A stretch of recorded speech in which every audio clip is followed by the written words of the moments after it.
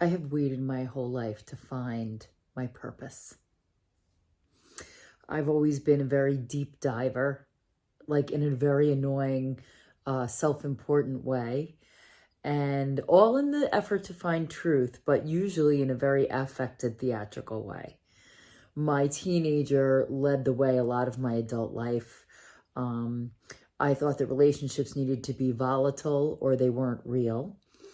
I thought that if you weren't feeling complete peaks and valleys, if you were not like absolutely devastated or totally elated, you were just not just boring, but you weren't being truthful, or you were suppressing all your stuff, or maybe you just were boring. You had no depth to you, right? These are all projections that I would send out to justify my very adolescent behavior way into my 30s and 40s and early 50s. You would say that. I did a lot of growing up, really, just even in this particular span of time. There's been, I always talk about how there is a quickening, and there is a quickening. So things that might have taken me a couple of months to process is now being compressed into a shoehorn of getting the lesson, going through the process, moving the energy, and then another synchronicity comes, and another, and another, and another. And the more I embrace them, the more quickly they come. I don't regret that. And the way I handle them, because it is far less volatile, is my toolbox is big enough now where I can really process something and not have to completely lay down in the pit for weeks. I can visit it. I can gather what I'm supposed to without being self-indulgent, but without suppressing either.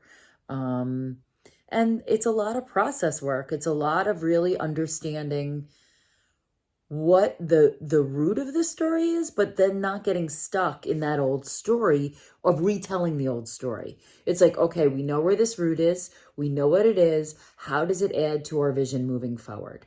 What is the lesson that I'm supposed to take from this to keep my vision moving forward? And I think that sense of urgency that I've been feeling, and I've been feeling it kind of as a spiritual feeling, is changing to a course, like a life direction course. I don't think I've ever been so focused. And because I tend to be a quick start, I can focus very deeply on something, but it doesn't sustain, it doesn't last. But what I'm focusing on now calls on every single part of my being. It calls on my intellect. It calls on my deep spirituality. It calls on my personality. It calls on my physical stamina. And it's all these things together that equals something that I think will make a difference. So in the past, the subject of what I thought was my purpose, I realize now was still a little bit of self-facing. And not that you shouldn't have a self-interest in the project. You must. If you don't fall in love with it and are obsessed with it and passionate about it, you will never be able to reach the finish line, because you know there's going to be failures and setbacks along the way. But if there is something that really stirs you to the core of your being, even if there's just a root of it, keep following it. And the other thing I guess I would offer in reflection is, it took me a lot of patience, of learning to sit with things and not just plow forward at the first hint of inspiration. And I've had a good example of that in my partner. He really lets things bubble up as they need to. And I appreciate that now more than I used to.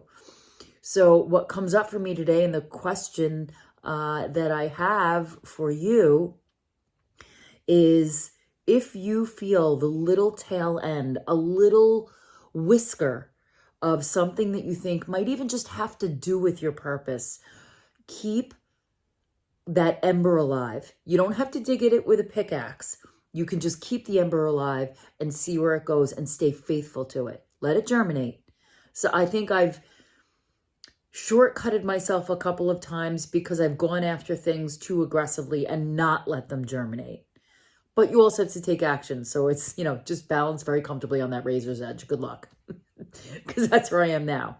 I want to balance between not rushing it, but also getting my shit together and getting things done. So that's where I find myself this evening on this Sunday evening as I gear up for my week. And I kind of ask you to reflect about where are you?